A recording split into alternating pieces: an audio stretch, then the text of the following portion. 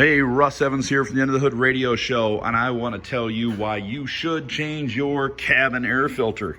Check this dirty pig out. That is nasty. Do you want to be breathing that stuff?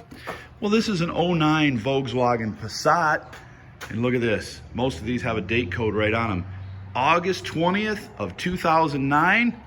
What were they thinking? The thing's been in there since it was brand new.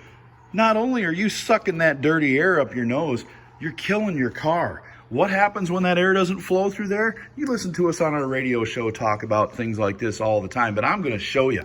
This is an AC evaporator. If you had an old window unit in your house sometime and you took that cover off the front because it was frozen and water was dripping on your floor, that will damage your AC system. This is the evaporator that goes in, it goes in a truck. It doesn't go in this car if you've quite picked that out already. But still, this evaporator, it's gonna freeze up. When that freezes up, the refrigerant oil that's transferred through this system by the refrigerant trying to cool you down inside so you don't swelter on those hot days, well, that oil is gonna congeal in here because it's so cold. It's gonna suck it away from that compressor and it's gonna end its life.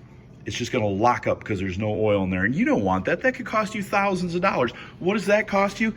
Do it yourself. Save yourself a ton of money. This thing here, like 8 to 12 bucks, maybe 15 on some of the fancier cars.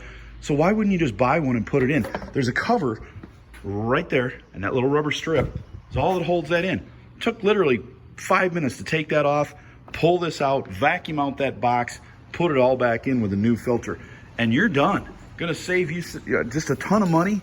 Do it yourself at home, and you know what? Save your car and breathe easier. Everybody will thank you for it. Take care, and we'll see you under the hood.